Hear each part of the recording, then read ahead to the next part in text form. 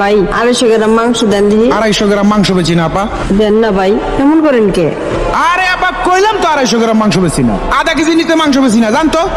ভাই মাংস কেজি কত করে? মামা একদম 480। 480? আপনি দাঁড়ায় আছেন কেন, জান না? আচ্ছা আমার একটা কাজ করবেন ভাই এনার একটু কর না, আমার 250 গ্রাম মাংস দিতে। ভাই আমার 4 কেজি মাংস দেন। ওই রান্ডালো ভাই কর না। ওই আপা জান, জান তো। ওই বেটা এই দাদাবি কইতে যত সব। আরে ভাই আজকালকার কি আধা কেজির নিচে মাংস বেচে, 250 গ্রাম মাংস চাইতেছে। ওই আপনি যান, পকেটে টাকা নাই, আইসে আবার মাংস খাইতে কইতে যায় এগুলা। ওরা তো খুচরা 250 গ্রাম মাংস বিক্রি করে না, আর খুচরা 250 গ্রাম মাংস তো অনেক কম। আপনি 250 গ্রাম মাংস দিয়ে কি করবেন? আধা কেজির নিচে তো মাংস বেচে না। আসলে কি ভাই বাবা, আজকে পরীক্ষা কিন্তু ভালো দিতে হইব, অঙ্কে 100-তে 100 পাইতে হইব, ঠিক আছে? আচ্ছা মা। যাও।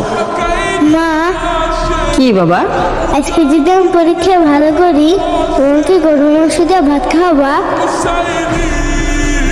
পোলাটা ছোটবেলাতে বাপ নাই, জীবনে অনেক কিছু চাইছে, কিন্তু তার কোনোদিন কোনো চাওয়া পূরণ করতে পারি নাই।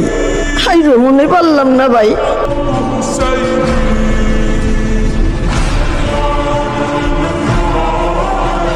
আপা আপা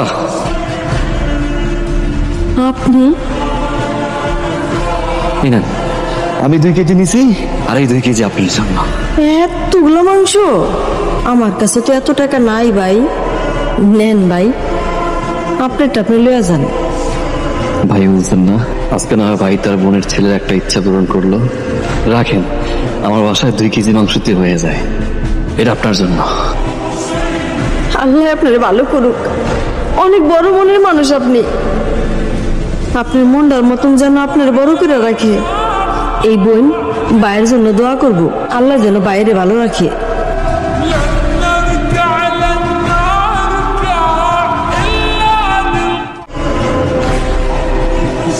আপনার খাবারের অপ্রয়োজনীয় কিংবা অপচয়ের অংশটুকু হতে পারে কোনো এক সুবিধা বঞ্চিত মানুষের জীবনের খুশির কারণ।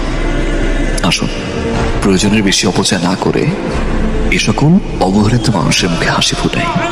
বিশ্বাস করুন, এর মাঝে আপনি খুঁজে পাবেন সত্যিকারের হ্যাপিনেস।